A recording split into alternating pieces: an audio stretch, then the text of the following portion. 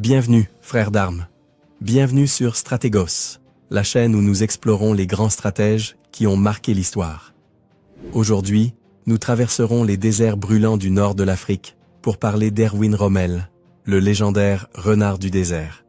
Maître de l'art de la guerre mobile et tacticien implacable, son nom est gravé dans l'histoire militaire comme l'un des généraux les plus brillants de la Seconde Guerre mondiale. Avant de déployer cette histoire épique, renforcez nos lignes en laissant un like et en vous abonnant à Stratégos. Votre soutien nous permet de continuer à analyser les grands commandants de tous les temps. Préparez-vous à avancer, l'histoire d'Erwin Rommel commence. Première partie. Naissance et famille. 15 novembre 1891.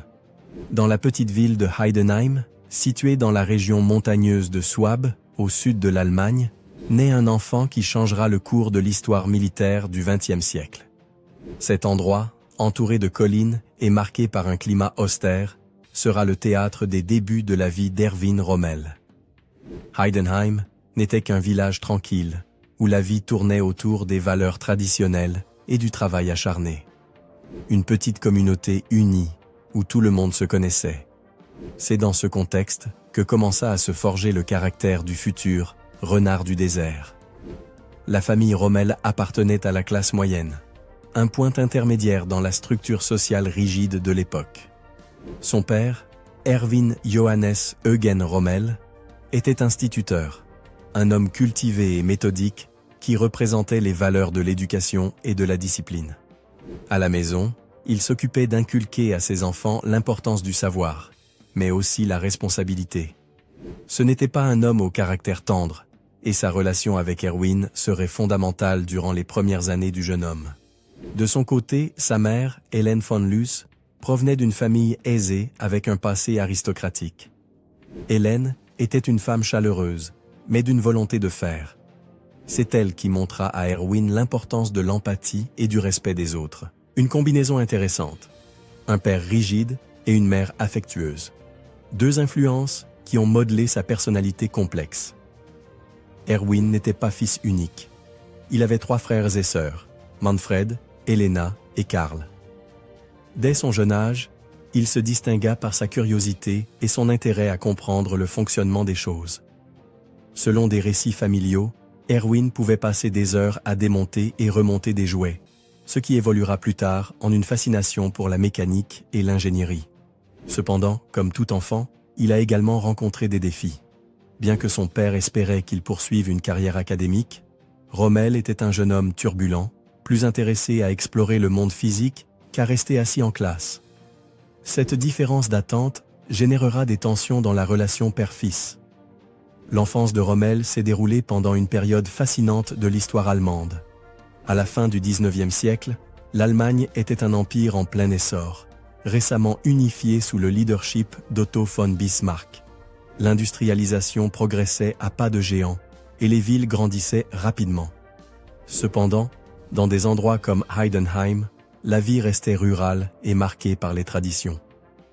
Pour un jeune comme Erwin, les champs ouverts et les forêts voisines étaient son terrain de jeu. C'est là qu'il a développé son esprit aventurier, sa capacité à observer et à analyser son environnement. Ce n'était pas un enfant avec des rêves de grandeur militaire à ce moment-là, mais les bases de son caractère étaient déjà présentes. L'ingéniosité, la détermination et un sens inébranlable du but. Au fur et à mesure qu'il grandissait, il commença à manifester un intérêt pour la construction. À 14 ans, avec un groupe d'amis, il conçut et construisit un planeur rudimentaire. Bien qu'il n'ait jamais volé, l'expérience laissa une marque indélébile sur Rommel. Ce fut une première preuve de sa capacité à diriger des projets et à travailler en équipe, des aptitudes qui feraient de lui plus tard un commandant exceptionnel. L'éducation de Rommel fut stricte, mais ses résultats scolaires étaient inconsistants. Bien que ses professeurs reconnaissaient son intelligence, il préférait les matières pratiques à la théorie. Il excella particulièrement en mathématiques et en physique, domaines exigeant une pensée logique et structurée, qualités qui définiront son style de stratège militaire. L'influence de son père, avec son insistance sur l'éducation formelle, et de sa mère, avec son accent sur le caractère et la morale, se combinaient dans la formation d'Erwin. C'était un jeune homme avec un sens du devoir, mais aussi avec un esprit indépendant. Le contexte historique joua également un rôle clé. L'Europe était dans une calme tendue, marquée par des alliances militaires et des rivalités impérialistes. Bien que le conflit paraissait encore lointain, les graines de la Première Guerre mondiale étaient déjà plantées. Sans que personne ne le sache, ce garçon de Heidenheim serait l'une des figures qui laisserait une empreinte indélébile sur l'histoire de cette guerre et de celle qui suivrait. Mais pour l'instant, Rommel n'était qu'un jeune curieux et déterminé, confronté aux attentes de sa famille et choisissant sa propre voie. Son enfance à Heidenheim, marquée par l'équilibre entre discipline et liberté, le préparait au prochain chapitre de sa vie, une décision qui changerait à jamais son destin. Deuxième partie, éducation et entrée dans l'armée Allemagne, début du XXe siècle. L'Empire allemand sous le Kaiser Guillaume II ressemblait à un géant industriel et militaire en ascension. L'éducation était une priorité, même pour les familles de classe moyenne comme les Rommel. Mais pour un jeune comme Erwin, né dans le paisible village de Heidenheim, que signifiait réellement grandir dans ce contexte? Avec un père instituteur et une mère issue d'une famille aisée, l'attente était claire. L'éducation serait le pilier fondamental de son avenir. Mais tandis que ses amis rêvaient d'être ingénieurs, avocats ou de suivre les traces de leurs parents, Erwin voyait les choses différemment. Il ne voulait pas se limiter aux murs d'une salle de classe. Il désirait l'action, le mouvement et la possibilité de découvrir jusqu'où il pouvait aller. En 1910, à l'âge de 18 ans, Erwin Rommel prit une décision qui surprendrait sa famille. Il intégrerait l'armée allemande. Pour son père, ce choix fut un coup inattendu. Il n'était pas rare que les jeunes cherchent une carrière militaire, mais dans le cas d'Erwin, sa personnalité réservée et méticuleuse ne semblait pas tout à fait correspondre à la vie castrance. Erwin commença sa formation dans la 124e division d'infanterie de Württemberg, basée à Weingarten, au sud de l'Allemagne. Ici, il expérimenta pour la première fois la rigueur de l'entraînement militaire. Les journées commençaient à l'aube et ne se terminaient que tard dans la nuit. Des marches interminables, des exercices physiques exténuants et des cours théoriques remplissaient ces journées. Mais l'armée ne le formait pas seulement physiquement, elle modelait également son caractère. Rommel dut apprendre à obéir aux ordres, à travailler en équipe et à faire confiance à ses camarades, des vertus qui seraient cruciales dans sa future carrière. C'est durant cette période de formation initiale que Rommel montra les premiers signes de ce qui le ferait se démarquer. Bien qu'il fût jeune et inexpérimenté, ses supérieurs remarquèrent quelque chose de différent en lui. Rommel ne se contentait pas de suivre les ordres, il réfléchissait aussi à la manière de les améliorer. Sa capacité à analyser les situations et à trouver des solutions rapides devint l'une de ses principales forces. En 1911, Rommel fut sélectionné pour intégrer la prestigieuse école des officiers de Danzig, ville portuaire de la côte Baltique. Ce n'était pas un honneur mineur. Les écoles des officiers étaient au cœur de la formation du leadership militaire allemand. Ici, les jeunes cadets apprenaient non seulement les tactiques et les stratégies de la guerre, mais aussi l'importance du leadership et de la responsabilité morale envers leurs hommes. Danzig était un bouillonnement d'activités. Pour Erwin, qui avait passé la plus grande partie de sa vie dans un petit village, c'était sa première expérience d'un environnement multiculturel. Il marchait dans des rues remplies de commerçants polonais, allemands et juifs, et commençait à comprendre que le monde était beaucoup plus grand qu'il ne l'avait imaginé. Les journées à Danzig étaient exténuantes. Les cours théoriques comprenaient des leçons sur l'histoire militaire, la logistique et l'administration. Les exercices sur le terrain étaient encore plus intenses, avec des simulations de bataille qui mettaient à l'épreuve à la fois le corps et l'esprit. C'est dans ce contexte que Rommel a commencé à développer son style de leadership unique.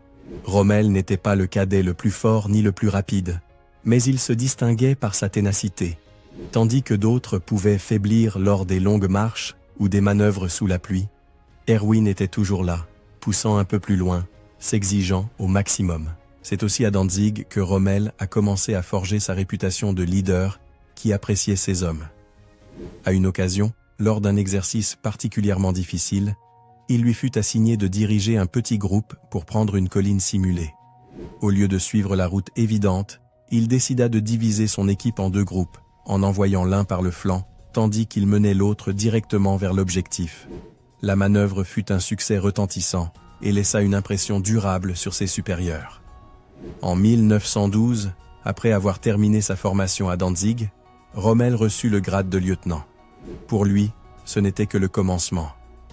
Alors qu'il retournait à son unité au Württemberg, il emportait avec lui non seulement les connaissances acquises à l'école, mais aussi une confiance croissante en ses capacités. Cette année-là, le jeune lieutenant eut aussi du temps pour l'amour. Lors d'une visite à la maison, il rencontra Lucie Molin, une jeune femme avec laquelle il développerait une relation qui marquerait sa vie personnelle. Bien que le devoir militaire occupait la plus grande partie de son temps, la connexion avec Lucie lui offrait un répit, un rappel qu'il y avait quelque chose au-delà des casernes et des champs d'entraînement. Pendant ce temps, l'Europe commençait à chanceler sous le poids des tensions politiques et des alliances complexes. Bien que peu le savaient à ce moment-là, le continent était sur le point d'être entraîné dans une guerre d'une ampleur sans précédent. Pour Rommel, l'entraînement n'était qu'une préparation. Bientôt, il devrait faire ses preuves sur le véritable champ de bataille. L'entrée d'Erwin Rommel dans l'armée en 1910 marqua le début d'une carrière qui le mènerait au sommet de l'histoire militaire. Mais ces années de formation ne furent pas seulement une période d'apprentissage, elles furent le fondement de son caractère et de sa vision de leader. Troisième partie, Première Guerre mondiale. 1914. L'Europe brûle. Ce qui a commencé comme une série de tensions politiques éclate en un conflit qui allait changer le cours de l'histoire, la Grande Guerre. Erwin Rommel, un jeune lieutenant de l'armée allemande, est projeté dans un tourbillon de violence et de chaos, où il démontrera non seulement sa bravoure, mais aussi un génie militaire qui le rendrait éternel. Pour un soldat comme Rommel, la guerre était une épreuve impitoyable, où l'échec pouvait signifier non seulement la défaite, mais aussi la mort. Mais sur le champ de bataille, il se distinguerait, non pas pour être le plus fort, mais pour être le plus intelligent, le plus astucieux.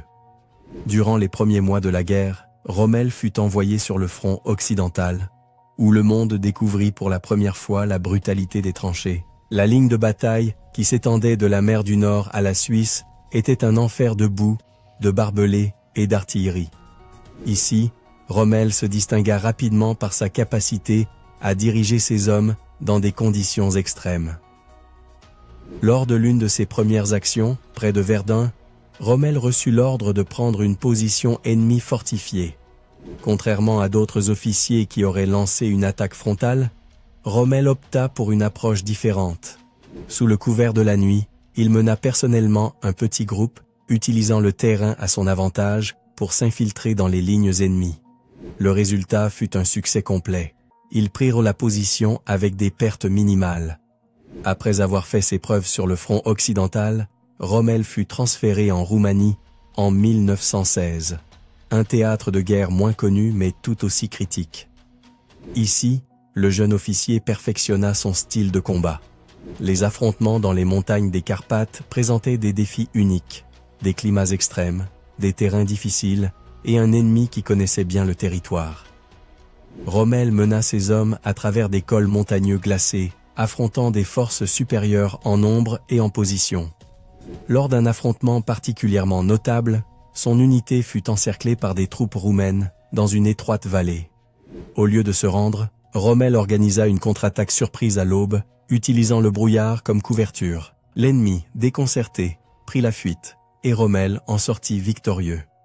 En 1917, Rommel fut transféré sur le front italien, où il allait affronter l'un des plus grands défis de sa jeune carrière, la bataille de Caporetto. Cette offensive, lancée par les forces allemandes et austro-hongroises, est restée dans les mémoires comme l'une des victoires les plus décisives de la Première Guerre mondiale. Et au cœur de cette victoire se trouvait Erwin Rommel. Caporetto n'était pas une bataille ordinaire. Les troupes allemandes introduisirent une tactique révolutionnaire connue sous le nom d'infiltration. Au lieu d'attaquer de front, de petites unités de soldats hautement entraînés pénétraient profondément dans les lignes ennemies, désarticulant leur structure avant qu'elles ne puissent réagir. Rommel était un maître de cette stratégie. Pendant l'offensive, Rommel commanda une compagnie chargée de capturer des positions clés dans les montagnes. Avançant à travers des terrains escarpés et sous un feu constant, Rommel prit des décisions rapides et audacieuses. Lors d'un affrontement crucial, il mena ses hommes pour prendre un fort italien qui avait résisté à plusieurs attaques précédentes. Le point culminant arriva lorsque Rommel et son unité capturèrent plus de 9000 soldats italiens en une seule journée. Un exploit étonnant qui fut reconnu même par ses supérieurs. Il ne s'agissait pas seulement du nombre de prisonniers, mais de la manière dont il l'avait fait, avec des tactiques impeccables, minimisant les pertes parmi ses propres hommes et faisant preuve d'un respect inhabituel envers l'ennemi capturé.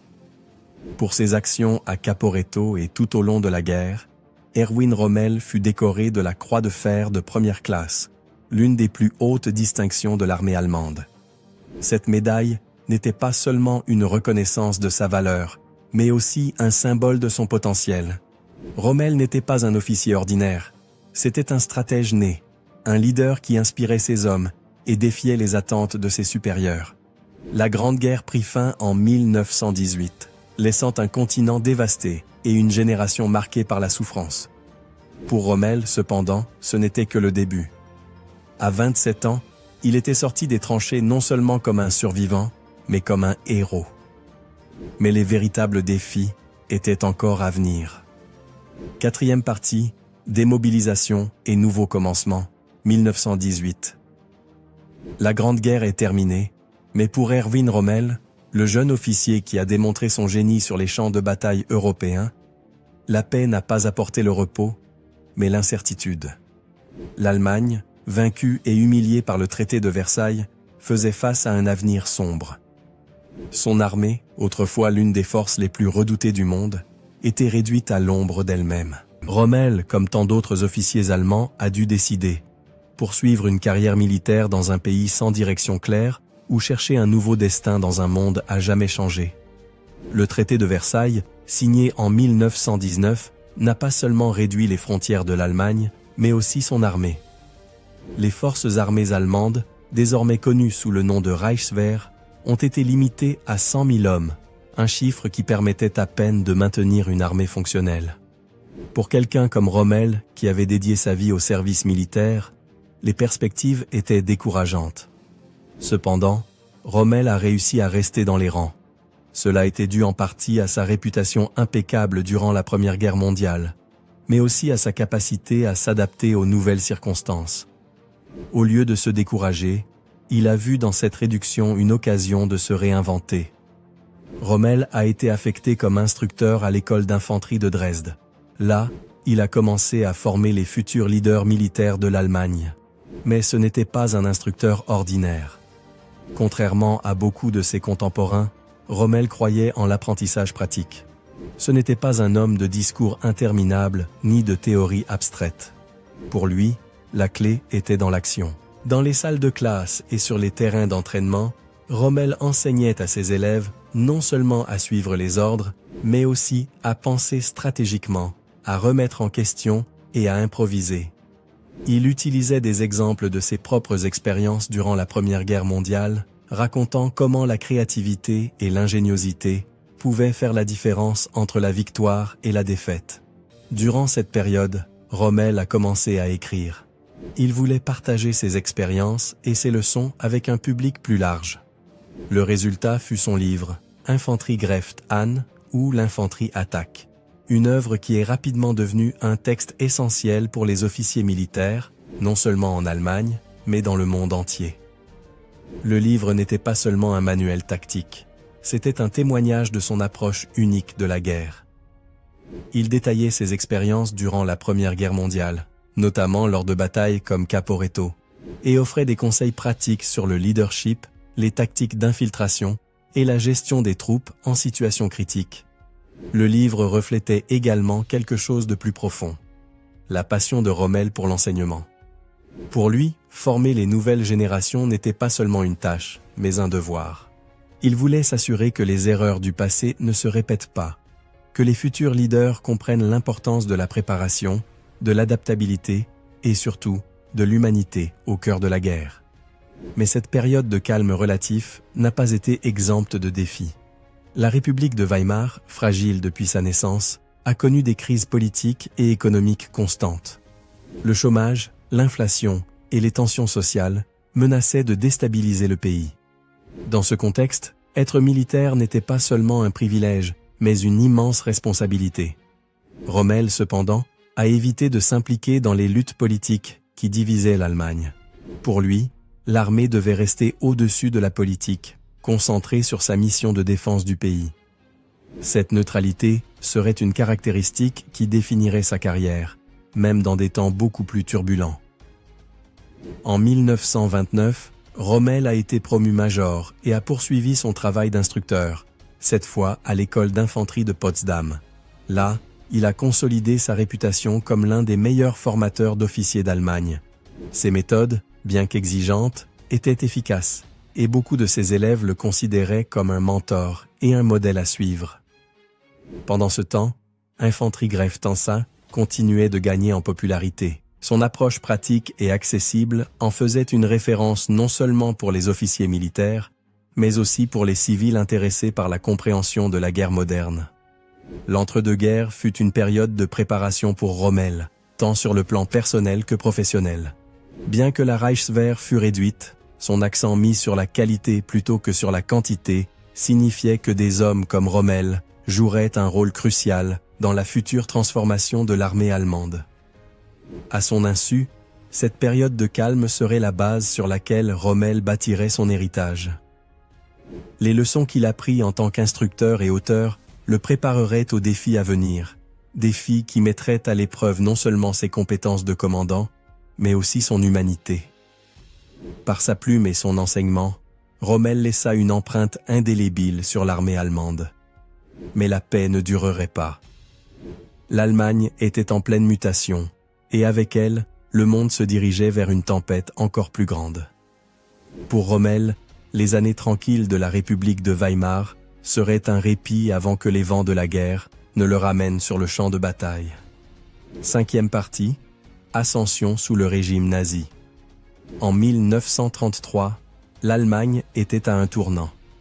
L'arrivée d'Adolf Hitler au pouvoir marqua le début d'un nouveau régime qui transformerait le pays, tant sur le plan politique que militaire. Pour Erwin Rommel, ce changement définira non seulement sa carrière, mais aussi son héritage. Rommel, jusqu'alors un officier prometteur, discipliné et dévoué, se retrouva à naviguer dans les eaux troubles d'un pays qui embrassait le nazisme. Son ascension durant cette période ne fut pas fortuite, mais le résultat d'une combinaison de talent, d'ambition et des complexités d'un système qui récompensait la loyauté au Führer. Dans les premières années du régime nazi, Hitler initia une rapide militarisation du pays, défiant ouvertement les restrictions imposées par le traité de Versailles. Pour des hommes comme Rommel, qui avaient subi des années de limitation au sein de la Reichswehr, c'était une occasion de rêver à nouveau à une armée forte et préparée. En 1937, Rommel publia son livre influent, Infanterie-Greiftansa, qui lui valut une reconnaissance encore plus grande au sein de l'armée. Ce succès littéraire, ajouté à sa réputation d'instructeur et de stratège, attira l'attention des hautes sphères militaires, et finalement, celle d'Hitler lui-même. Ce dernier, toujours à la recherche de figures militaires charismatiques qui pouvaient symboliser la force et la discipline qu'il voulait projeter, fut impressionné par Rommel. En 1938, Rommel fut nommé commandant du bataillon d'escorte d'Adolf Hitler, une unité d'élite chargée de la protection personnelle du Führer. Cette nomination marqua un tournant dans la vie de Rommel. D'un côté, cela signifiait une ascension fulgurante et l'opportunité d'être au cœur du cercle intime du leader allemand. De l'autre, cela le plaçait dans une position délicate, car il devait concilier son professionnalisme militaire avec les attentes politiques de son nouveau rôle. Le travail de Rommel en tant que commandant de l'escorte d'Hitler ne consistait pas seulement à garantir sa sécurité, mais aussi à superviser ses apparitions publiques. Cela lui donna un accès direct au Führer et à ses plans pour l'Allemagne. Rommel, connu pour sa discipline et son souci du détail, gagna rapidement la confiance d'Hitler. Mais cette relation n'était pas complètement unilatérale. Hitler admirait les compétences tactiques de Rommel et voyait en lui un officier capable de diriger avec efficacité et charisme. Bien que Rommel ne fût pas membre du parti nazi et ne montrât aucun intérêt pour la politique, sa loyauté à l'armée et son professionnalisme le firent se démarquer dans un régime où l'idéologie et l'efficacité militaire se mêlaient souvent. Rommel assista à de nombreuses réunions avec Hitler et d'autres hauts gradés, où les plans d'expansion militaire de l'Allemagne sont discutés. Il est témoin de la consolidation du pouvoir du régime et de la préparation du pays à ce qui deviendra la Seconde Guerre mondiale. Cependant, Rommel semble rester concentré sur ses responsabilités militaires. Malgré sa proximité avec Hitler, rien n'indique qu'il ait participé activement à la formulation des politiques nazies. Pour lui, ces réunions sont une occasion d'apprendre et d'observer, mais aussi un rappel des tensions entre la politique et le devoir militaire. En 1939, peu avant le déclenchement de la Seconde Guerre mondiale, Rommel est promu général de brigade. Cette promotion, bien que basée sur son talent et ses réalisations, reflète également la confiance que Hitler lui accorde. Pour un homme qui avait commencé sa carrière comme officier d'infanterie dans une Allemagne ravagée par la Première Guerre mondiale, c'est un accomplissement extraordinaire. Pourtant, l'ascension de Rommel n'est pas sans défi. Certains officiers plus traditionnels le voient avec méfiance, considérant que sa proximité avec Hitler et sa rapide ascension sont des signes de favoritisme. Mais Rommel ne laisse pas ses critiques le perturber. Pour lui, l'important est de remplir son devoir et de démontrer que son succès repose sur ses compétences et non sur ses relations. La relation de Rommel avec Hitler est complexe. Bien qu'il semble jouir de la confiance du Führer, il ne lui est jamais complètement proche sur le plan idéologique. Rommel respecte Hitler comme chef du pays, mais sa principale loyauté reste envers l'armée et ses hommes. Avec le temps, cette dualité deviendra un thème récurrent dans sa vie. Sa capacité à rester concentré sur ses devoirs militaires tout en naviguant dans les complexités politiques du régime nazi fait de lui une figure unique, mais le place aussi dans une position vulnérable. Dans les mois précédant la Seconde Guerre mondiale, Rommel se prépare à assumer un rôle plus actif dans les forces armées. Son temps comme commandant de l'escorte d'Hitler a été une expérience inestimable, lui donnant une vision des dynamiques internes du régime et le préparant aux défis à venir. Erwin Rommel, l'officier d'infanterie qui avait démontré son génie durant la Première Guerre mondiale, est prêt à affronter les défis d'une nouvelle guerre. Mais alors qu'il se prépare à diriger ses hommes sur le champ de bataille, il ne peut pas prévoir comment sa relation avec Hitler et le régime nazi façonneront son destin. Que signifie être loyal en temps de chaos? Pour Rommel, cette question l'accompagnera tout au long de sa carrière. Son ascension sous le régime nazi fait de lui une figure centrale dans l'histoire militaire de l'Allemagne, mais aussi un homme pris entre la politique et la guerre, entre la loyauté et la moralité. 6e partie. Invasion de la France. Mai 1940. L'Europe est en flammes. La France, une des grandes puissances militaires du continent, fait face à la tempête parfaite. Une offensive allemande implacable, menée par des hommes dont l'audace et les stratégies changeront le cours de la guerre. Parmi eux, un nom commence à briller de sa propre lumière. Erwin Rommel, commandant de la 7e Panzerdivision, plus tard connue sous le nom de « Division Fantôme ». Comment un homme qui n'a jamais commandé de char au combat est-il devenu le chef de l'une des divisions les plus redoutées et les plus efficaces de la Blitzkrieg? Voici l'histoire de l'innovation, de la vitesse et du génie tactique qui ont marqué l'ascension définitive de Rommel comme stratège militaire de renommée mondiale. En l'hiver de 1940, la machine de guerre allemande se préparait à une audacieuse attaque contre la France. La stratégie était claire: éviter la ligne Maginot, cette barrière fortifiée que les Français avaient construite après la Première Guerre mondiale, et progresser à travers les Ardennes, un terrain montagneux que les Alliés considéraient comme infranchissable pour les chars. Rommel, un officier expérimenté de la Première Guerre mondiale mais sans expérience de la guerre blindée, fut nommé à la tête de la 7e Panzerdivision. Cette décision, inhabituelle à première vue, reflétait la confiance de la haute direction en sa capacité à s'adapter et à diriger dans des situations complexes. Le 10 mai 1940, l'invasion commença. Rommel et sa division faisaient partie du groupe d'armée A, dirigé par le général Gerd von Rundstedt. Leur mission, traverser la Belgique et atteindre rapidement la Manche, coupant les lignes d'approvisionnement alliées et encerclant les forces britanniques et françaises. Dès le premier jour, Rommel démontra pourquoi il était différent.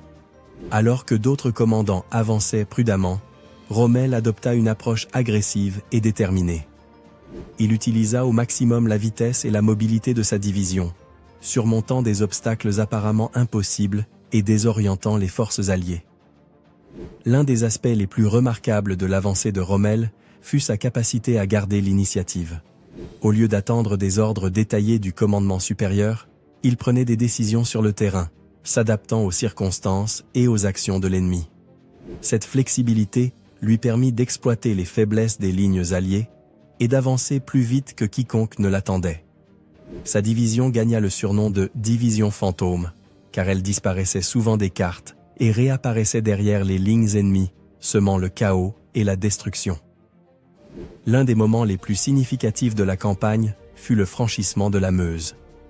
Alors que d'autres commandants hésitaient, Rommel mena personnellement ses hommes dans une audacieuse attaque pour établir une tête de pont. Son courage inspira ses troupes, qui le voyaient non seulement comme un chef, mais comme un compagnon sur la ligne de feu. Au fur et à mesure que la division progressait, les critiques envers Rommel commencèrent à émerger au sein de l'armée allemande. Certains officiers considéraient que son style de commandement était imprudent, risquant trop pour gagner en vitesse. Mais Rommel savait que la clé du succès dans la Blitzkrieg était précisément celle-là: avancer rapidement, avant que l'ennemi ne puisse réagir. En quelques semaines, la campagne de France était presque terminée. Rommel et la 7e Panzer-Division avaient progressé de plus de 650 km en seulement 3 semaines, capturant des milliers de prisonniers, détruisant du matériel ennemi et semant le chaos dans les lignes alliées. Pour ses exploits en France, Rommel reçut la Croix de Chevalier de la Croix de Fer, l'une des plus hautes décorations militaires allemandes. Sa réputation de chef innovant et courageux était consolidée.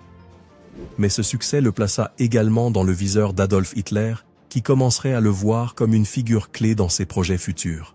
7e partie, affectation en Afrique du Nord, 1941. La Seconde Guerre mondiale prenait de nouvelles dimensions. Au nord de l'Afrique, un théâtre vaste et désertique était devenu un champ de bataille crucial. L'Italie, alliée de l'Allemagne, perdait rapidement du terrain face aux Britanniques, qui menaçaient de contrôler la Méditerranée et de couper les approvisionnements vers le cœur de l'Axe. À Berlin, Adolf Hitler était confronté à un dilemme. Comment stabiliser ce front sans détourner des ressources essentielles du front de l'Est, où se préparait l'invasion de l'Union soviétique? La réponse fut d'envoyer un contingent militaire limité, mais dirigé par un homme capable de transformer la pénurie en avantage, Erwin Rommel. Ainsi, naquit l'Africa Corps et commença l'une des campagnes les plus légendaires de la guerre. La décision d'envoyer Rommel en Afrique ne fut pas une simple affectation routinière. En janvier 1941, Rommel s'était déjà fait un nom grâce à ses tactiques innovantes lors de l'invasion de la France. Son succès avec la 7e Panzer-Division, connue sous le nom de Division Fantôme, avait attiré l'attention d'Hitler, qui le voyait comme un leader possédant une combinaison unique d'audace et de charisme. Lorsque les forces italiennes commencèrent à reculer face à l'avancée britannique en Libye, Hitler décida d'intervenir. Il ordonna la formation de l'Africa Corps, une force expéditionnaire allemande dont la mission initiale était de stabiliser le front et de protéger les positions italiennes. Rommel, promu général-lieutenant, fut choisi pour diriger cette force. En février 1941, Rommel arriva à Tripoli, la principale base italienne du nord de l'Afrique. Dès le début, il apparut clairement que son approche serait différente. Au lieu d'adopter une posture défensive, comme il le lui avait été ordonné, Rommel commença à planifier des contre-attaques immédiates. Le désert du nord de l'Afrique était un environnement impitoyable. Températures extrêmes, tempêtes de sable et une géographie qui mettait les commandants au défi de repenser la guerre conventionnelle. Pour Rommel, cependant, ce scénario représentait une opportunité. Dès le premier instant, Rommel établit un leadership personnel et direct. Il visitait constamment ses troupes, écoutait leurs préoccupations et partageait les difficultés du désert avec elles. Cette approche non seulement a élevé le moral, mais a également créé une loyauté indéfectible parmi ses hommes. Rommel comprit également que la vitesse et la surprise étaient essentielles sur ce théâtre d'opération. Alors que les Britanniques se préparaient à consolider leurs positions en Cyrénaïque, Rommel lança une série d'offensives éclairs qui prirent par surprise ses ennemis comme ses alliés italiens. En quelques semaines, les forces de l'Africa Corps, ainsi que les troupes italiennes réorganisées, réussirent à reprendre Benghazi et à avancer vers la frontière égyptienne. Bien que les ressources fussent limitées, Rommel compensa ce désavantage par des mouvements audacieux et une connaissance approfondie du terrain. Cependant, tous n'étaient pas impressionnés. Les hauts commandements à Berlin et particulièrement à Rome commencèrent à s'inquiéter des actions de Rommel. Il avait dépassé les ordres initiaux d'Hitler, qui lui demandait de maintenir une défense statique, et était maintenant engagé dans une campagne offensive qui pourrait exposer l'Africa Corps à des dangers inutiles. Malgré les critiques, les premiers succès de Rommel en Afrique consolidèrent de sa réputation auprès de ses hommes comme de ses ennemis. Les Britanniques commencèrent à l'appeler « le renard du désert », un surnom qui reflétait son astuce et sa capacité à utiliser le terrain à son avantage. Cependant, Rommel savait que ses victoires initiales n'étaient qu'un début. Le désert était un ennemi autant que les Britanniques, et maintenir les lignes de ravitaillement serait un défi constant. De plus, les tensions avec le haut commandement allemand et italien continueraient de croître, surtout à mesure que les exigences de la guerre sur d'autres fronts limiteraient les ressources disponibles pour l'Africa Corps. En juin 1942, la guerre du nord de l'Afrique était arrivée à un point critique. Après des mois de combats intenses et de mouvements stratégiques dans le désert, Erwin Rommel était prêt à mener l'Africa Corps à une victoire décisive. Son objectif? Tobrouk, un port clé contrôlé par les forces britanniques. La prise de Tobrouk était non seulement cruciale d'un point de vue logistique, mais aussi symbolique. Pour les Britanniques, Tobrouk représentait la résistance et la détermination. Pour Rommel, c'était la porte vers l'Égypte, et potentiellement, le contrôle du canal de Suez. Mais ce n'était pas un défi simple. Les Britanniques avaient fortifié Tobrouk avec une garnison bien équipée et disposaient du soutien de leur marine. Pour Rommel, le succès nécessiterait une combinaison d'audace, de stratégie et l'exploitation de chaque ressource disponible dans un environnement déjà impitoyable. Le nord de l'Afrique, avec son vaste territoire désertique et son climat extrême, était un champ de bataille unique. Chaque décision tactique devait tenir compte non seulement de l'ennemi, mais aussi des conditions implacables de l'environnement. Rommel le savait, et il avait appris à utiliser le désert comme un allié. Depuis son arrivée au commandement de l'Africa Corps en 1941, Rommel avait mené une série de campagnes offensives qui avaient défié les attentes de Berlin et de Rome.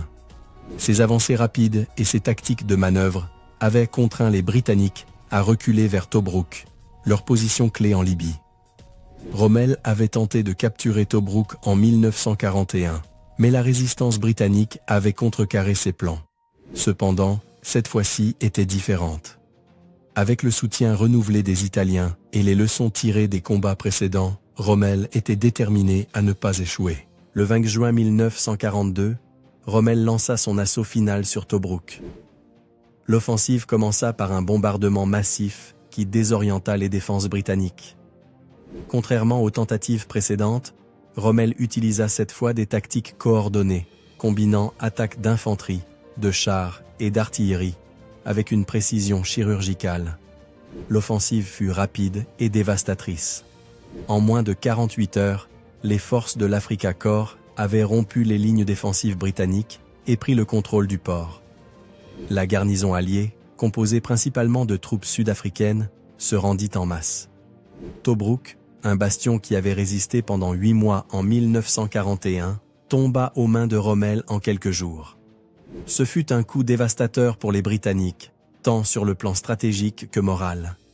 Pour cette victoire, Rommel fut promu au rang de maréchal, devenant ainsi le plus jeune officier à atteindre ce grade dans l'armée allemande pendant la guerre.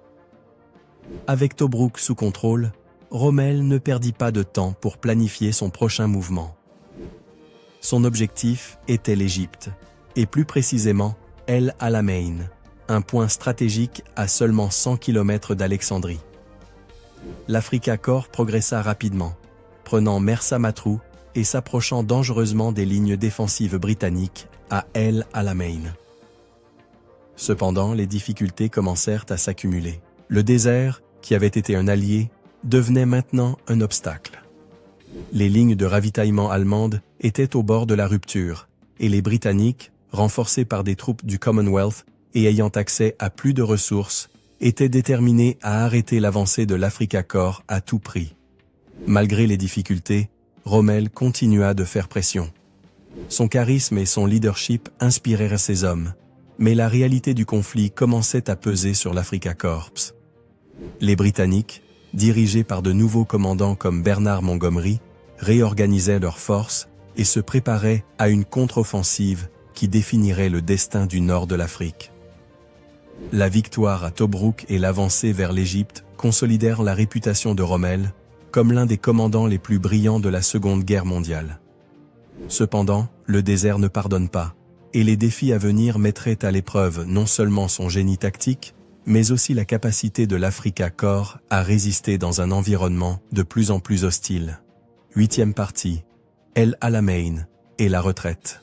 L'automne 1942 marqua un tournant dans la Seconde Guerre mondiale. Sur le théâtre d'opérations arides du nord de l'Afrique, les forces de l'Axe, dirigées par Erwin Rommel, étaient au bord de l'épuisement. Face à elles, les troupes britanniques, dirigées par le tenace général Bernard Montgomery, préparaient une offensive qui allait changer le cours de la guerre dans le désert. Rommel, surnommé le renard du désert pour ses brillantes manœuvres tactiques, se trouvait dans une position précaire. Ses forces, bien que courageuses et expérimentées, étaient épuisées par des mois de combat, des problèmes logistiques et la supériorité numérique des Alliés. Malgré les difficultés, Rommel savait que la bataille à venir serait décisive. Mais même pour un génie militaire comme lui, les probabilités étaient accablantes. La situation de l'Africa Corps en octobre 1942 était désespérée. Après une série d'avancées impressionnantes qui avaient mené les forces de l'Axe aux portes de l'Égypte, les lignes d'approvisionnement de Rommel étaient à bout. Le carburant, les munitions et la nourriture manquaient. Les Alliés, d'un autre côté, étaient en pleine réorganisation. Montgomery avait transformé la 8e armée britannique en une force renouvelée, mieux équipée et motivée. Avec une supériorité numérique de plus de 200 000 hommes face aux 100 000 environ de Rommel, et avec plus de 1000 tanks et une force aérienne dominante, Montgomery était prêt à lancer son offensive. À El Alamein, une étroite bande de terre entre la Méditerranée et la dépression de Qattara, Rommel prépara ses défenses. Il savait qu'ici, où le terrain limitait les manœuvres de flanquement, il aurait une chance de résister. Il ordonna la construction de champs de mines connus sous le nom de Jardin du Diable et établit des positions défensives conçues pour ralentir l'avancée britannique. Cependant, Rommel n'était pas présent au début de la bataille. Gravement malade, il s'était retiré en Allemagne pour recevoir des soins. Son remplaçant, le général Georg Stumme, assuma le commandement temporairement. C'est sous son leadership que les Alliés lancèrent la première attaque à l'aube du 23 octobre 1942. L'offensive alliée commença par un bombardement massif, une tempête d'artillerie qui illumina la nuit du désert. Plus de 1000 canons ouvrirent le feu simultanément, brisant le calme avec une violence assourdissante. C'était le prélude à l'attaque terrestre qui se déploierait peu après. Les troupes britanniques avancèrent sur un large front, cherchant à briser les lignes défensives de l'Axe. Malgré l'intensité du bombardement initial, les soldats allemands et italiens résistèrent avec détermination. Les Jardins du Diable firent payer un lourd tribut aux tanks britanniques, qui avançaient lentement sous le feu constant.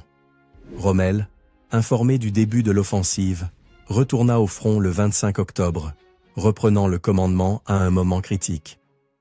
Évaluant la situation, il comprit rapidement que sa position était intenable. Montgomery avait conçu une offensive implacable, attaquant continuellement en différents points du front pour épuiser les défenses de l'axe. Durant les jours suivants, Rommel déploya toute son habileté tactique pour retarder l'avancée alliée. Il mobilisa ses troupes efficacement, contre-attaquant là où c'était possible, et utilisant chaque ressource disponible pour maintenir ses lignes. Mais les forces de l'axe étaient lentement écrasées. La supériorité numérique et matérielle des Alliés se révéla accablante. Pour le 2 novembre, les lignes défensives de l'axe commencèrent à s'effondrer. Rommel était confronté à une décision difficile.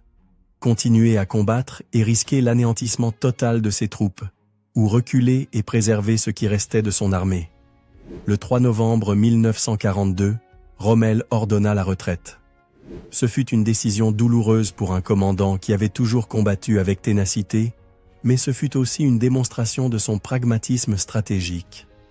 Il savait qu'il ne pouvait pas se permettre de perdre les hommes et l'équipement qui restaient dans une bataille déjà perdue. La retraite fut une opération extrêmement difficile. Sous l'attaque constante des Alliés, les forces de l'Axe furent obligées de traverser des centaines de kilomètres de désert, affrontant non seulement l'ennemi, mais aussi le climat impitoyable et le manque de ravitaillement. Pendant des semaines, Rommel mena une retraite stratégique vers la Tunisie, utilisant des tactiques de retard pour ralentir l'avancée alliée. Malgré les difficultés, il parvint à maintenir un degré notable de cohésion au sein de ses forces, témoignage de son leadership et de la loyauté qu'il inspirait à ses hommes. Cependant, l'impact de la défaite à El Alamein fut dévastateur. Pour les Alliés, ce fut une victoire marquant un tournant dans la guerre du nord de l'Afrique. Pour Rommel, ce fut un douloureux rappel des limitations imposées par le manque de ressources et l'isolement stratégique de l'Africa Corps. La seconde bataille d'El Alamein fut le commencement de la fin pour les forces de l'Axe en Afrique du Nord. Malgré la brillance tactique de Rommel, il ne put surmonter les désavantages accablants auxquels il était confronté. Néanmoins, son leadership durant la retraite vers la Tunisie démontra la résilience et l'habileté qui l'avaient transformé en une figure légendaire. Bien que la défaite fût inévitable, Rommel s'assura que son armée survivrait pour combattre un autre jour. 9e partie, affectation en France. L'année était 1943, et la guerre était devenue sombre pour l'Allemagne nazie. Sur le front de l'Est, les troupes allemandes faisaient face à une résistance de plus en plus féroce de l'armée rouge. En Méditerranée, les Alliés avaient débarqué en Italie, avançant lentement vers le nord. Mais c'est à l'ouest, sur les côtes de France, que le Führer craignait que se livre la bataille définitive. Erwin Rommel, connu jusqu'alors comme le renard du désert pour ses exploits en Afrique du Nord, fut appelé à relever un nouveau défi. En novembre 1943, Adolf Hitler le nomma commandant du groupe d'armée B et le chargea de superviser la défense du mur de l'Atlantique, un vaste réseau de fortifications destiné à arrêter un débarquement allié imminent. Rommel, cependant, se rendrait vite compte que sa tâche était bien plus difficile qu'il ne l'avait anticipé. Lorsque Rommel arriva en France, il fut immédiatement consterné par ce qu'il découvrit. Le mur de l'Atlantique, que Hitler qualifiait de barrière impénétrable, était, à de nombreux endroits, peu plus qu'une illusion propagandiste. Les défenses le long de la côte française étaient inconsistantes et, dans certains secteurs, pratiquement inexistantes. Des bunkers avaient été construits, mais beaucoup étaient vides ou mal équipés. Les mines terrestres étaient insuffisantes, et les troupes assignées à la défense étaient majoritairement des jeunes recrues, des soldats blessés inaptes au front de l'Est, ou même des unités composées de volontaires des pays occupés, dont la loyauté était douteuse. Rommel n'était pas quelqu'un qui acceptait la complaisance. Il connaissait l'importance du terrain et la nécessité de se préparer à une invasion massive. Fort de son expérience en Afrique, il savait que les Alliés disposaient non seulement d'une supériorité numérique, mais aussi technologique et logistique. Si l'Allemagne devait avoir une chance, le mur de l'Atlantique devait être renforcé rapidement. Rommel se lança à corps perdu dans sa tâche. Il parcourut personnellement des milliers de kilomètres le long de la côte française, inspectant chaque fortification et s'entretenant directement avec les commandants locaux. Son approche pragmatique et son énergie étaient inégalées. Mais ce qu'il vit ne fit que confirmer ses craintes. L'Allemagne était dangereusement mal préparée à une invasion alliée. Pour contrer les lacunes, Rommel ordonna une série de réformes drastiques. Fortification des plages, Rommel estimait que la bataille devait être gagnée sur la côte même. Il ordonna l'installation massive d'obstacles anti-chars et de barbelés sur les plages. Des millions de mines terrestres furent plantées, transformant les côtes en véritables champs de mort. Obstacles sous-marins. Dans les eaux peu profondes, il plaça des pieux de bois et de métal avec des mines attachées pour détruire les embarcations de débarquement avant qu'elles ne puissent atteindre le rivage. Artillerie. Il reloqua des batteries d'artillerie dans des positions stratégiques pour maximiser leur efficacité. Il insista également sur le stockage des munitions à proximité en prévision d'une attaque surprise. Mobilité des troupes. Rommel était conscient que les Alliés utiliseraient leur supériorité aérienne pour isoler les forces allemandes. C'est pourquoi il préconisa une stratégie de défense statique sur la côte, évitant de dépendre de renforts qui pourraient être bloqués par les bombardements alliés. Cependant, ces réformes rencontrèrent la résistance de la haute direction allemande. Le maréchal Gerd von Rundstedt, son supérieur immédiat, avait une vision différente. Rundstedt pensait que les Alliés devaient être affrontés à l'intérieur des terres, où les divisions blindées pourraient manœuvrer librement et détruire les têtes de pont alliées avant qu'elles ne se consolident. Rommel, au contraire, soutenait que les Alliés apporteraient une force écrasante et qu'une fois qu'ils auraient établi une base, il serait impossible de les expulser. Cette divergence stratégique reflétait un conflit plus large au sein de la hiérarchie allemande, dans lequel Rommel se trouvait pris au piège. Bien qu'Hitler ait initialement approuvé certaines de ses propositions, les ordres contradictoires et le manque de ressources firent que beaucoup de ses idées ne furent pas entièrement mises en œuvre. Au printemps 1944, Rommel avait transformé de manière significative les défenses du mur de l'Atlantique. Cependant, même lui savait que les améliorations étaient insuffisantes. Il avait renforcé les plages, mais les Alliés continuaient d'accumuler des troupes et du matériel de l'autre côté de la Manche. La question n'était pas s'ils attaqueraient, mais quand et où ils le feraient. Rommel, toujours pragmatique, tenta de prévoir le lieu du débarquement. Bien que beaucoup au sein de la haute direction allemande pensaient que les Alliés attaqueraient au pas de Calais, où la Manche est plus étroite, Rommel soupçonnait qu'ils pourraient choisir la Normandie. Cependant, avec des ressources limitées et le poids de la bureaucratie allemande, il ne put concentrer ses défenses en un seul endroit. En privé, Rommel commença à nourrir de sérieux doutes quant aux chances de victoire de l'Allemagne. Il savait que la puissance industrielle et militaire des Alliés était écrasante. Même les meilleures défenses ne pourraient pas résister indéfiniment sans soutien aérien, et la Luftwaffe était pratiquement absente à l'ouest. Le 5 juin 1944, un jour avant le débarquement allié en Normandie, Rommel rentra chez lui en Allemagne pour célébrer l'anniversaire de son épouse. Il ne s'attendait pas à une attaque imminente. Les conditions météorologiques semblaient défavorables à une invasion.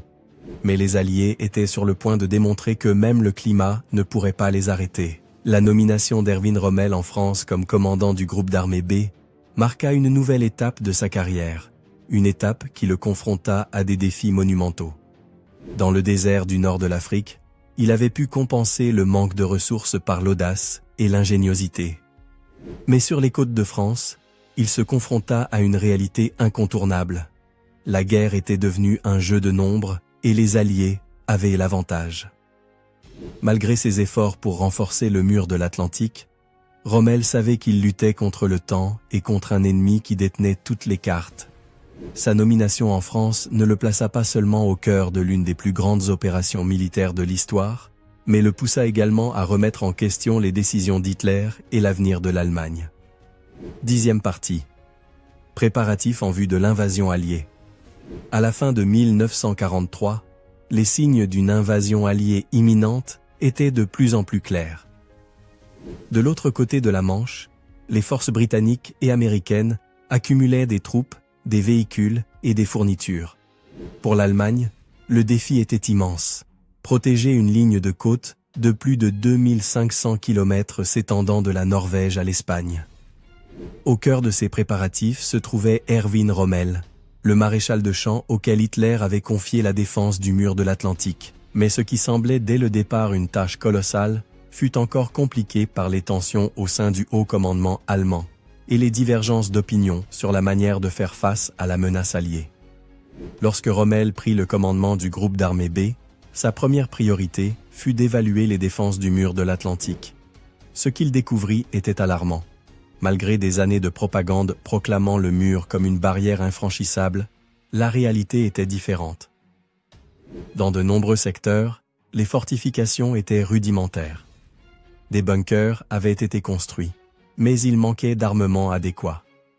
Les plages, qui seraient le premier point de contact en cas de débarquement, étaient dépourvues d'obstacles significatifs.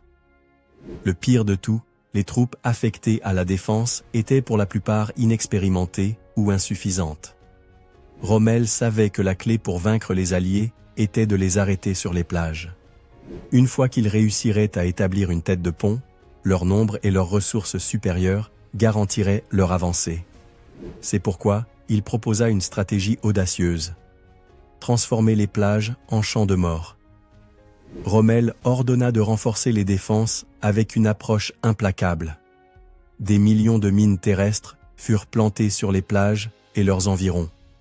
Des obstacles anti-chars, des pieux en bois et en métal avec des mines attachées, furent placés dans les eaux peu profondes. Des bunkers supplémentaires furent construits pour abriter de l'artillerie et des mitrailleuses. L'installation de barbelés et de tranchées fut intensifiée pour entraver toute avancée. Mais ces mesures nécessitaient des ressources, et l'Allemagne faisait déjà face à une crise logistique. La guerre sur plusieurs fronts épuisait les approvisionnements, et Rommel se heurtait à des refus constants du haut commandement. Pour lui, chaque retard était une condamnation. Les tensions entre Rommel et d'autres généraux commencèrent à s'intensifier lorsqu'il fut question de la manière de faire face à l'invasion alliée. Les opinions étaient divisées. D'un côté, Gerd von Rundstedt, le commandant en chef à l'ouest, préconisait une stratégie différente. Rundstedt pensait que les plages ne devaient pas être le lieu de la bataille décisive. À son avis, les troupes alliées devaient être contenues à l'intérieur des terres, où les divisions blindées allemandes auraient une plus grande liberté de manœuvre. Il affirmait qu'une défense statique sur les plages était un gaspillage de ressources, surtout compte tenu de la supériorité aérienne des Alliés. Rommel, cependant, était totalement en désaccord. Fort de son expérience en Afrique du Nord, il savait que les Alliés agiraient avec rapidité et détermination. Si on leur permettait d'avancer au-delà des plages, les chances de les arrêter diminueraient drastiquement. La suprématie aérienne alliée signifiait que les renforts allemands seraient bombardés avant d'atteindre le front. La stratégie de Rommel était claire. La bataille devait être gagnée sur la côte. Mais cette position l'opposa non seulement à Rundstedt, mais aussi à d'autres généraux qui doutaient de son approche. La bureaucratie et les luttes intestines du haut commandement allemand compliquèrent encore les choses. Hitler, quant à lui, intervenait occasionnellement avec des décisions contradictoires. Il insistait pour maintenir le contrôle direct des divisions blindées clés, refusant de les assigner à Rommel ou à Rundstedt. Cela signifiait qu'en cas d'invasion, le temps de réponse serait lent, car les ordres devaient venir directement du Führer. Rommel était frustré par cette situation. Pour lui, il était évident que l'Allemagne était en désavantage stratégique. Les fortifications étaient insuffisantes, les troupes étaient assez mal équipées et le leadership était fragmenté. Mais malgré tout, il continua à travailler sans relâche pour préparer les défenses. Au fil des mois, la pression sur Rommel augmentait.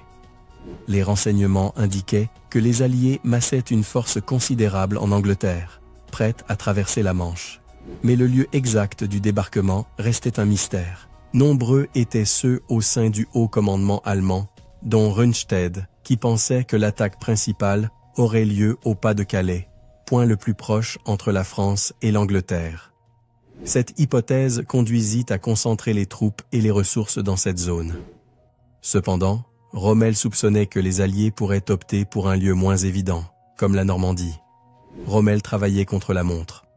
Avec des ressources limitées, il tenta de renforcer non seulement les plages du Pas-de-Calais, mais aussi celles de Normandie et d'autres secteurs moins défendus. Mais il savait que, sans le soutien des divisions blindées, ses efforts pourraient être insuffisants. En privé, il commença à exprimer des doutes quant aux chances de victoire de l'Allemagne. La supériorité industrielle et militaire des Alliés était écrasante. De plus, le manque de coordination au sein du commandement allemand rendait toute réponse efficace difficile. Rommel était également confronté à un dilemme personnel. Soldat professionnel, il avait juré fidélité à l'Allemagne.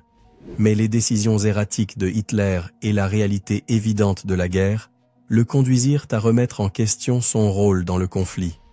Dans les mois précédant l'invasion alliée, Erwin Rommel devint une figure symbolique de la lutte allemande à l'Ouest. Son énergie, sa détermination et sa vision stratégique se heurtaient constamment à la réalité des ressources insuffisantes, des divisions internes et du poids d'une guerre que l'Allemagne ne pouvait plus gagner. En renforçant le mur de l'Atlantique, Rommel savait qu'il luttait contre le temps et contre un ennemi qu'on ne pouvait arrêter avec des mines et des bunkers seulement. L'invasion alliée était inévitable, et la question n'était pas si elle aurait lieu, mais quand et où.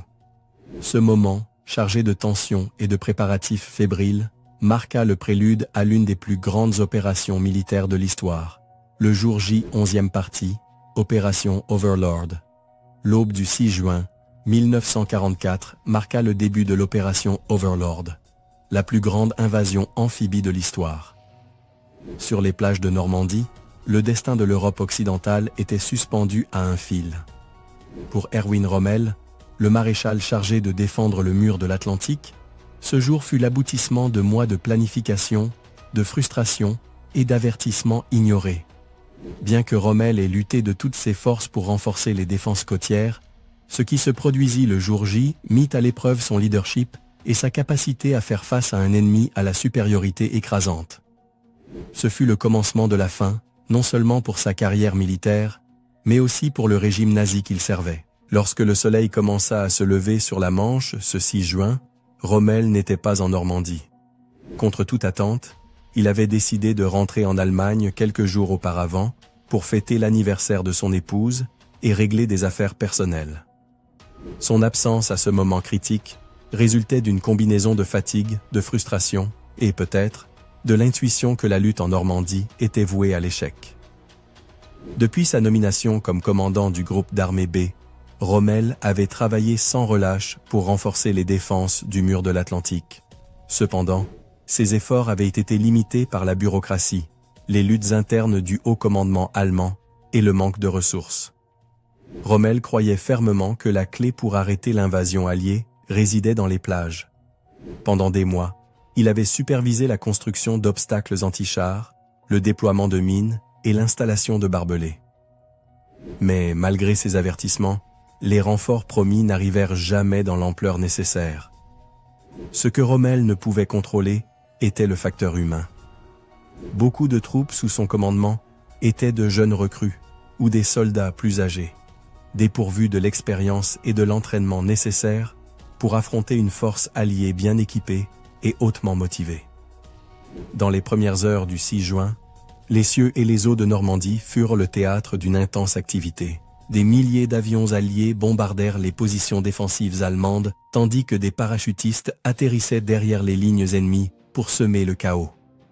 À l'horizon, une armada de plus de 5000 navires avançait vers les plages. Le débarquement fut massif. Les forces alliées attaquèrent 5 secteurs principaux: Utah, Omaha, Gold, Juneau et Sword. Chaque plage présenta des défis uniques, mais toutes avaient un point commun: la féroce résistance allemande et les sacrifices nécessaires pour établir une tête de pont. Le plan de Rommel pour arrêter les Alliés sur les plages fut immédiatement mis à l'épreuve. À Omaha, les troupes allemandes réussirent à infliger de lourdes pertes aux forces américaines, grâce aux positions fortifiées sur les falaises et aux tirs croisés de mitrailleuses. Cependant, dans d'autres secteurs comme Utah et Gold, les Alliés réussirent à surmonter rapidement les défenses initiales. Rommel avait averti que la bataille se déciderait dans les premières heures. Si les Alliés réussissaient à percer les défenses côtières, la supériorité aérienne et logistique dont ils disposaient leur permettrait d'avancer sans contrôle. Mais Rommel n'était pas là pour diriger en personne. La chaîne de commandement allemande était fragmentée et les décisions cruciales étaient retardées en raison de la nécessité d'obtenir l'approbation d'Hitler. Les divisions blindées allemandes, que Rommel avait instamment demandé de tenir près des plages, restaient stationnées loin du front. Une des plus grandes frustrations de Rommel pendant l'opération Overlord fut la rigidité du commandement allemand. Hitler, convaincu que l'attaque principale aurait lieu au Pas-de-Calais, refusa de permettre aux divisions blindées d'être déployées en Normandie. Cela signifia que, tandis que les Alliés consolidaient leur position, les forces allemandes les plus efficaces restaient inactives. Lorsque l'ordre de déplacer les renforts fut finalement donné, il était trop tard. La supériorité aérienne alliée dominait les cieux, détruisant des colonnes de chars et de camions avant même qu'ils ne puissent atteindre le front. Pour Rommel, ce fut l'accomplissement de ses pires craintes. Pendant des mois, il avait insisté sur la nécessité d'une réponse rapide et énergique sur les plages. Cependant, les décisions politiques et la méfiance entre les dirigeants allemands sabotèrent toute possibilité de succès. Pendant ce temps, les forces alliées consolidèrent leur position en Normandie. Des milliers de soldats, de véhicules et des tonnes de fournitures débarquèrent quotidiennement, préparant le terrain pour une avancée vers l'intérieur de la France. Au fil des jours, Rommel se rendit compte que la situation était intenable. Dans un mémorandum adressé au haut commandement allemand, il exprima sa conviction que la guerre à l'ouest était perdue. La capacité industrielle et logistique des Alliés était trop importante pour être contrée avec les forces limitées que l'Allemagne pouvait déployer. L'opération Overlord marqua un tournant non seulement dans la Seconde Guerre mondiale, mais aussi dans la perception de Rommel concernant le régime nazi. Désillusionné par l'incompétence et les luttes intestines du haut commandement, il commença à remettre en question sa loyauté envers Hitler et son rôle dans une guerre qu'il considérait comme impossible à gagner. Le jour J fut un succès pour les Alliés, mais leur victoire ne fut pas facile. Les plages de Normandie devinrent un champ de bataille où des milliers de vies furent perdues des deux côtés.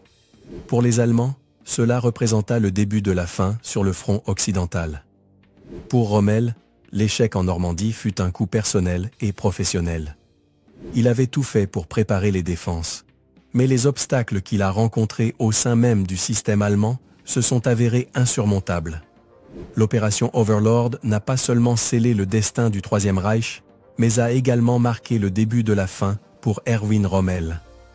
Bien qu'il fût connu comme le « renard du désert » pour son astuce en Afrique du Nord, son expérience en Normandie a démontré que même les leaders les plus brillants sont limités par les circonstances qui les entourent. 12e partie. Conspiration contre Hitler. La guerre avançait inexorablement vers un dénouement que peu en Allemagne étaient disposés à accepter. Les Alliés progressaient par l'ouest après le succès de l'opération Overlord et l'armée rouge gagnait du terrain à l'est. Au milieu de cette tempête, certains officiers allemands ont commencé à chercher une issue désespérée, l'assassinat d'Adolf Hitler. Parmi les figures les plus importantes de la Wehrmacht se trouvait Erwin Rommel, le renard du désert.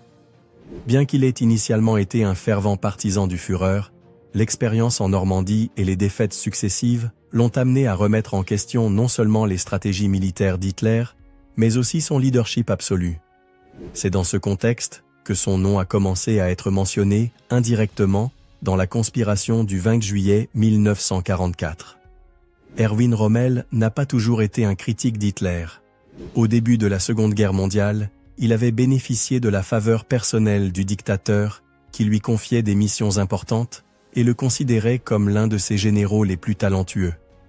Rommel, quant à lui, voyait en Hitler un leader qui avait restauré la fierté allemande après l'humiliation du traité de Versailles. Mais les années de guerre ont usé cette relation. Le manque de ressources, les ordres inefficaces et l'insistance d'Hitler à maintenir des positions intenables ont érodé la confiance de Rommel. En 1944, la défaite en Normandie a marqué un tournant.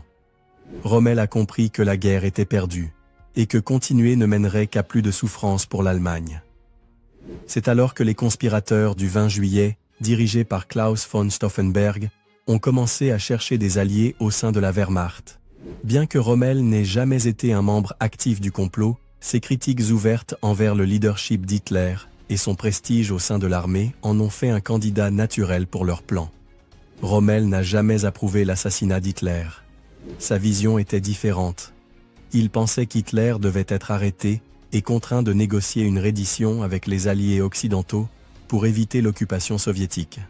Cependant, son opposition au régime était déjà évidente, et cela l'a placé sous le radar de la Gestapo. Le 20 juillet 1944, la conspiration a atteint son apogée. Von Stauffenberg a placé une bombe dans la salle de conférence du quartier général d'Hitler, en Prusse orientale, connue sous le nom de Tanière du Loup. L'explosion a été dévastatrice, mais Hitler a survécu, protégé par une table en bois massif qui a dévié une grande partie de l'onde de choc. L'échec de l'attentat a déclenché une purge immédiate. La Gestapo a arrêté et exécuté des centaines d'officiers, de politiciens et de civils soupçonnés d'avoir participé au complot. Bien que Rommel n'était pas directement impliqué dans l'attentat, son nom est apparu lors des interrogatoires de plusieurs conspirateurs.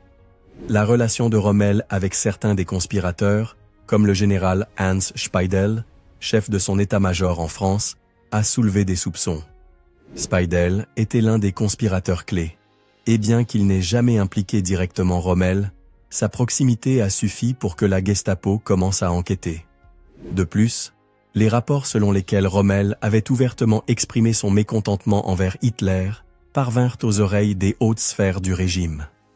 Lors de réunions privées, il avait déclaré que la guerre était incommensurablement plus grande que ce que l'Allemagne pouvait supporter et que le leadership d'Hitler menait le pays au désastre. La Gestapo compila rapidement des témoignages et des preuves circonstancielles impliquant Rommel, bien qu'indirectement. Ce qui préoccupait le plus le régime n'était pas tant sa participation à la conspiration, mais son prestige croissant auprès des troupes et la possibilité qu'il devienne un symbole de résistance contre Hitler. Rommel, fidèle à son caractère direct, n'essaya pas de cacher ses critiques envers le régime lorsqu'il fut interrogé par les autorités. Il affirma avoir discuté de solutions possibles pour éviter la destruction totale de l'Allemagne, mais nia toute participation à des plans pour assassiner Hitler. Cependant, dans le système paranoïaque du Troisième Reich, même la neutralité pouvait être interprétée comme une trahison. Himmler lui-même, chef de la SS, décrivit Rommel comme un « risque latent » qui devait être géré avec précaution. Le problème pour les nazis était que Rommel restait extrêmement populaire, tant parmi les soldats que parmi la population civile. Son image publique de héros de guerre et de général honorable le protégeait d'un jugement public, car son exécution pouvait provoquer une révolte ou, au moins, une crise de confiance dans le leadership d'Hitler. C'est dans ce contexte qu'Hitler prit une décision fatale. Rommel devait être éliminé, mais d'une manière qui préserverait l'apparence de loyauté et éviterait le scandale. En octobre 1944, alors qu'il se remettait des blessures subies lors d'une attaque aérienne alliée, Rommel reçut la visite à son domicile de 2 généraux envoyés par Hitler. Ils lui présentèrent un choix, prendre une dose de poison et recevoir des funérailles nationales, ou faire face à un procès pour trahison qui mettrait en péril non seulement sa vie, mais aussi celle de sa famille. Rommel, fidèle à son code d'honneur, choisit le poison. Le 14 octobre 1944, il mourut chez lui à Herrlingen, emportant avec lui les secrets de sa véritable relation avec les conspirateurs. Officiellement, sa mort fut attribuée aux blessures subies au combat, et le régime nazi le loua comme un héros tombé au champ d'honneur. L'implication de Rommel dans le complot du 20 juillet reste un sujet de débat parmi les historiens. Ce qui est incontestable, c'est que ses critiques envers Hitler et sa disposition à explorer des alternatives à la guerre totale firent de lui une menace pour le régime. Sa fin tragique fut un rappel de comment même les hommes les plus admirés pouvaient tomber victimes de la paranoïa et de la brutalité du Troisième Reich. L'histoire de Rommel et sa connexion avec la conspiration contre Hitler n'est pas seulement un chapitre fascinant de la Seconde Guerre mondiale, mais aussi un exemple de comment les loyautés changent face à la réalité de la défaite. Bien qu'il n'ait jamais brandi une bombe ni signé un plan pour renverser le Führer, son nom fut inévitablement associé à la résistance allemande. Dans sa chute, Rommel personnifia le conflit interne de nombreux militaires allemands. Un devoir envers son pays, mais une répugnance croissante envers le régime qui les dirigeait. 13e partie, dernier jour. C'est l'été de 1944, et l'Europe est embrasée par les flammes de la guerre. Les Alliés avancent implacablement par l'ouest après le débarquement en Normandie. Et à l'est, l'armée rouge continue de pousser vers le cœur de l'Allemagne. Pour Erwin Rommel, le célèbre « renard du désert », la réalité de la défaite de sa nation non seulement plane à l'horizon, mais a déjà commencé à consommer son impact dévastateur. Mais pour Rommel, le champ de bataille ne serait pas le seul lieu où il affronterait l'adversité. Durant les derniers mois de sa vie, son destin serait scellé non par les armées ennemies, mais par le régime qu'il avait autrefois célébré comme un héros. Le 17 juillet 1944, Rommel inspectait les lignes de défense allemandes près de Livarot, en Normandie. La situation sur le front était désespérée. Les forces alliées, bien approvisionnées et disposant d'une supériorité aérienne écrasante, avaient apercé les défenses allemandes et progressaient rapidement vers l'intérieur de la France. Ce jour-là, alors que Rommel voyageait dans sa voiture militaire décapotable, il fut attaqué par des avions alliés. Des P-47 Thunderbolt se sont abattus sur son véhicule, déchaînant une pluie de balles. Rommel fut grièvement blessé. Sa voiture a quitté la route et a violemment percuté. Il a subi de multiples fractures du crâne et de graves blessures faciales, le laissant au bord de la mort.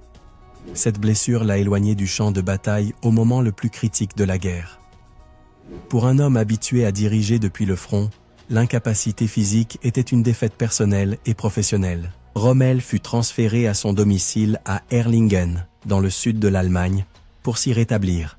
Cependant, ce retrait forcé le rendit vulnérable. Alors que ses blessures cicatrisaient lentement, les événements qui se déroulaient autour de lui allaient marquer les derniers jours de sa vie. Le 20 juillet 1944, à peine 3 jours après l'attaque aérienne qui a failli lui coûter la vie, s'est produit l'un des événements les plus importants de la Seconde Guerre mondiale, l'attentat contre Adolf Hitler à la Wolfschanze. Bien que le complot ait échoué, il a déclenché une chasse aux sorcières qui a ébranlé les fondements du Troisième Reich. La Gestapo, sous les ordres de Heinrich Himmler, a commencé à enquêter et à arrêter tous ceux qui étaient soupçonnés d'avoir participé, directement ou indirectement, à la conspiration. Parmi les noms qui sont apparus lors des interrogatoires, figurait celui d'Erwin Rommel. Rommel avait critiqué Hitler durant les dernières années de la guerre, notamment après les défaites en Afrique et en Normandie. Ces critiques, bien que privées, n'étaient pas passées inaperçues aux yeux des conspirateurs. Certains d'entre eux, comme le général Hans Speidel, chef d'état-major de Rommel en France, étaient des membres actifs du complot. Bien que Rommel n'ait pas participé directement à l'attentat, son attitude critique envers le régime fit de lui une cible facile aux soupçons. Au fur et à mesure que les enquêtes progressaient, les témoignages des conspirateurs arrêtés impliquaient indirectement Rommel. Il était dit qu'il avait exprimé son mécontentement envers Hitler et que, bien qu'il n'approuvait pas l'assassinat, il était d'accord pour dire que le Führer devait être écarté du pouvoir. Pour le régime nazi, ces insinuations étaient suffisantes pour considérer Rommel comme un traître. Mais il y avait un problème. Rommel n'était pas un général quelconque. Il était un symbole national, une figure admirée tant par les soldats que par la population civile. Sa mort ne pouvait être gérée comme celle d'autres conspirateurs. Elle devait être gérée avec soin afin d'éviter un soulèvement ou une crise de confiance dans le leadership de Hitler. Alors que Rommel se remettait de ses blessures à Erlingen, l'étau se resserrait. Le 6 octobre 1944, il reçut la visite de 2 généraux envoyés par Hitler, Wilhelm Burgdorf et Ernst Maisel. Ils n'apportèrent pas de bonnes nouvelles. Ils lui présentèrent un choix brutal, admettre sa complicité dans le complot, faire face à un procès pour trahison et être exécuté publiquement, mettant également sa famille en danger, ou prendre une dose de cyanure, et recevoir des funérailles nationales, préservant ainsi son honneur et la sécurité des siens. Pour Rommel, cette décision fut dévastatrice. C'était un homme qui avait dédié sa vie à l'Allemagne, un militaire qui, malgré ses désaccords avec le régime, n'avait jamais cessé de se préoccuper du bien-être de son peuple. Maintenant, il faisait face à une fin qu'il ne pouvait contrôler, imposée par le même système qu'il avait autrefois élevé. Après une brève délibération avec son épouse, Lucie, et son fils, Manfred, Rommel prit sa décision. Le 14 octobre 1944, il monta dans une voiture avec les deux généraux. À quelques kilomètres de son domicile, il ingéra la capsule de cyanure qu'on lui avait remise. Il mourut en quelques minutes. Le régime nazi annonça que Rommel était mort des suites de blessures subies lors de l'attaque aérienne en Normandie. Hitler ordonna des funérailles nationales, au cours desquelles il fut célébré comme un héros qui avait donné sa vie pour l'Allemagne. Cependant, la vérité sur sa mort resta secrète jusqu'à la fin de la guerre. Rommel fut enterré à Erlingen, et sa tombe devint un lieu de pèlerinage pour ceux qui admiraient son leadership et son courage. Pour beaucoup, il représentait non seulement un brillant stratège, mais aussi un homme qui, dans ses derniers jours, avait eu le courage de remettre en question le régime qu'il avait juré de servir. 14e partie, mort forcée.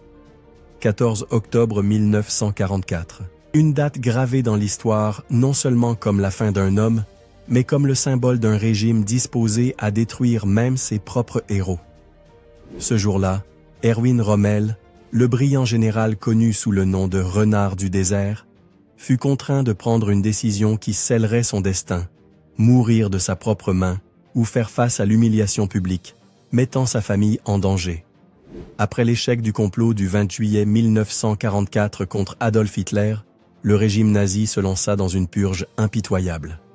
Les conspirateurs furent arrêtés, interrogés et exécutés, tandis que la Gestapo continuait d'élargir son réseau de soupçons.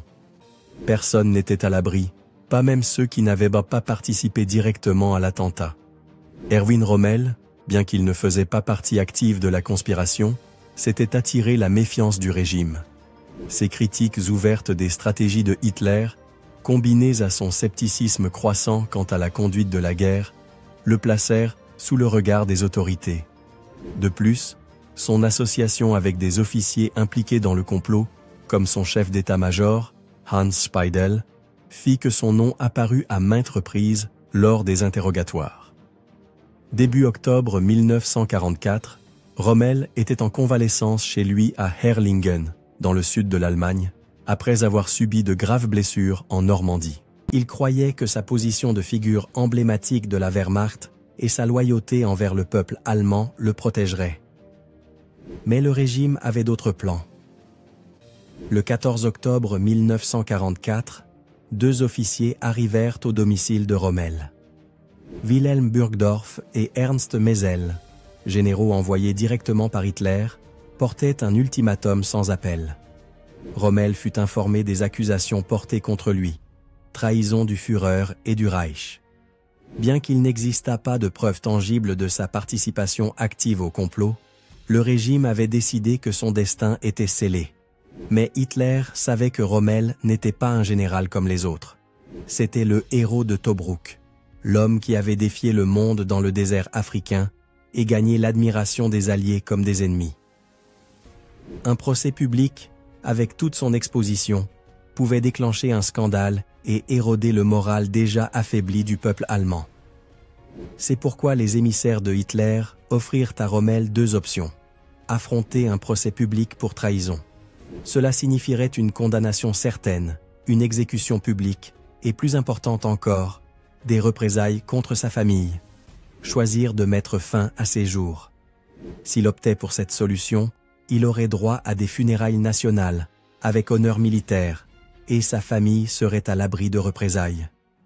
Rommel se trouva face à une décision qu'aucun être humain ne devrait avoir à prendre. Pour Rommel, la loyauté envers sa famille et ses principes avaient toujours été un guide dans sa vie. Mais maintenant, ces valeurs entraient en collision.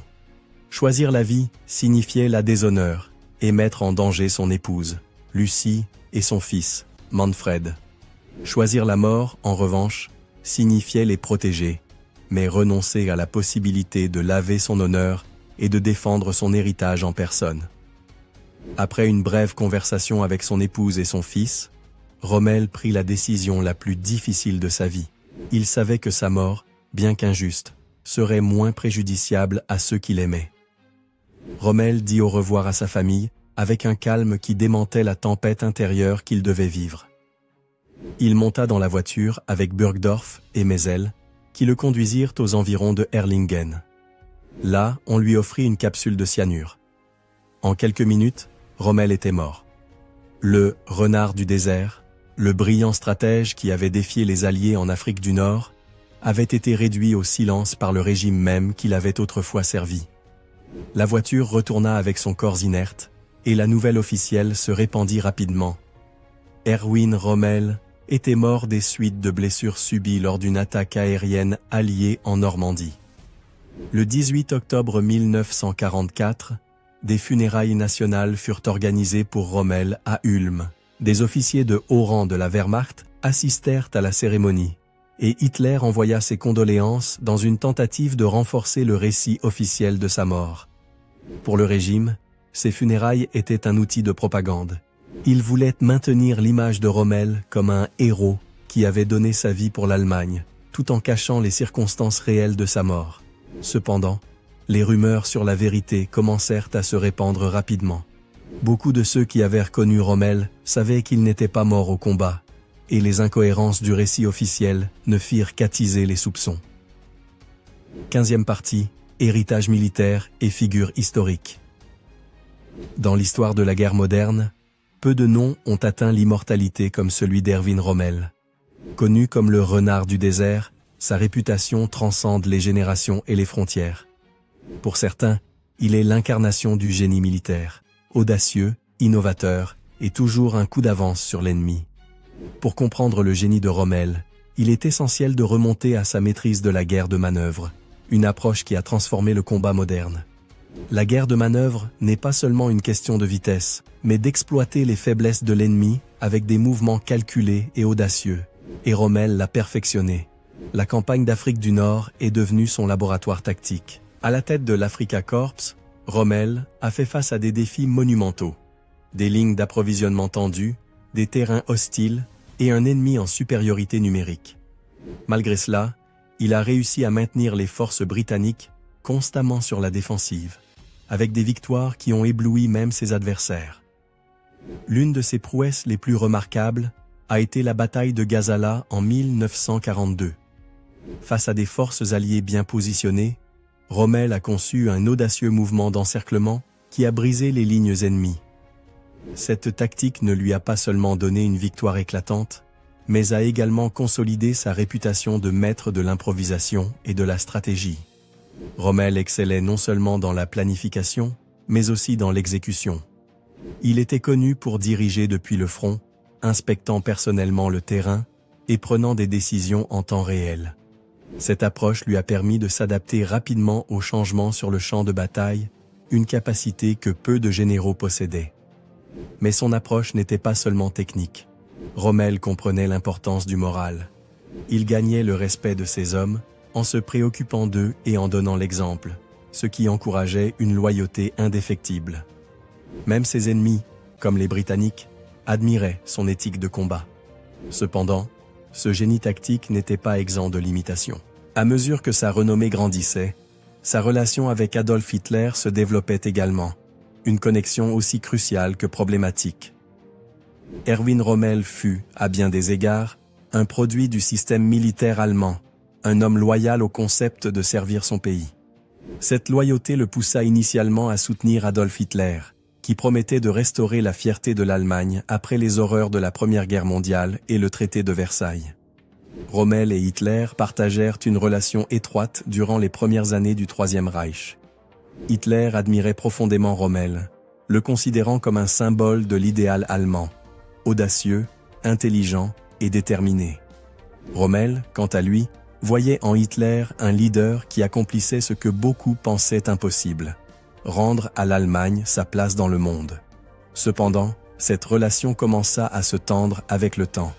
À mesure qu'Hitler devenait plus intransigeant et prenait des décisions stratégiques contestables, Rommel commença à exprimer son désaccord. Un exemple clé fut la préparation du jour J. Rommel, chargé des défenses du littoral atlantique, insistait sur le fait que la seule manière de repousser l'invasion alliée était de renforcer les défenses côtières et d'affronter l'ennemi sur les plages. Hitler, en revanche, s'accrochait à l'idée d'une contre-attaque avec des réserves blindées, maintenues loin du front. Le résultat fut désastreux pour l'Allemagne. Lorsque les forces alliées débarquèrent en Normandie, les divisions blindées allemandes étaient trop éloignées pour répondre efficacement. Rommel, frustré et se sentant trahi par le haut commandement, commença à remettre en question non seulement la stratégie, mais aussi la viabilité du leadership d'Hitler. Ce changement de perspective le rapprocha, indirectement, du cercle des conspirateurs, derrière l'attentat manqué contre Hitler, le 20 juillet 1944. Bien qu'il n'existe pas de preuves concluantes que Rommel participa activement à la conspiration, il y a des indices qu'il était au courant de ses plans et sympathisait avec l'idée d'un changement de leadership allemand. Ce rôle ambigu le plaça dans une position dangereuse. Après l'échec de l'attentat, la Gestapo commença à enquêter sur les complices possibles. Rommel, malgré son statut de héros national, ne fut pas à l'abri des soupçons. Finalement, sa relation avec Hitler et sa connexion avec la résistance devinrent un piège mortel. Malgré sa fin tragique, l'héritage de Rommel a résisté au passage du temps. Dans le domaine militaire, ses tactiques et stratégies sont étudiées dans les académies du monde entier. La guerre de manœuvre, telle que Rommel l'a conçue, reste une pierre angulaire de la planification militaire moderne. Un exemple clair de son influence est la doctrine Blitzkrieg. Bien que Rommel n'en ait pas été le créateur, ses campagnes en France et en Afrique du Nord démontrèrent comment elles pouvaient être utilisées avec une efficacité dévastatrice. Son accent sur la mobilité, la vitesse et la flexibilité a inspiré des générations de commandants. Mais au-delà du champ de bataille, Rommel a également laissé une marque sur la culture populaire. Sa figure a été représentée dans des films, des livres et des documentaires, souvent comme un exemple d'honneur et de professionnalisme au milieu de la barbarie. Des films comme Le Renard du désert ont contribué à forger son image de général brillant et, finalement, d'un homme pris entre loyauté et moralité. Cependant, cette idéalisation n'est pas exempte de critiques. Certains historiens soutiennent que Rommel, malgré ses différends avec Hitler, fut un rouage crucial de la machine de guerre nazie. Sa participation à des campagnes comme l'invasion de la France et de l'Afrique du Nord aida à prolonger un conflit qui causa des souffrances indicibles. L'histoire de Rommel est un rappel des complexités humaines. Il fut un génie tactique et un leader charismatique, mais aussi un homme qui navigua les eaux troubles de la politique et de la guerre, durant l'une des périodes les plus sombres de l'humanité. L'héritage d'Erwin Rommel est un miroir dans lequel se reflètent les contradictions de la guerre et de l'humanité. Son génie sur le champ de bataille est indéniable, et ses contributions à la stratégie militaire moderne continuent d'être étudiées et admirées. Mais sa vie pose aussi des questions difficiles sur la loyauté, la moralité et la responsabilité personnelle. Rommel fut-il un héros pris au piège de circonstances impossibles ou un complice d'un régime immoral? La réponse dépend de qui on interroge, mais c'est peut-être ce qui rend sa figure si fascinante. Rommel n'était pas un homme parfait, mais dans son imperfection, il nous offre un aperçu inestimable de la complexité du leadership, de l'éthique et de l'histoire elle-même. Merci beaucoup d'être arrivé jusqu'ici. Ne partez pas sans laisser un bon like, abonnez-vous si vous ne l'avez pas déjà fait, et partagez la vidéo pour atteindre plus de monde et permettre à ce projet de continuer à grandir. À bientôt, frères d'armes.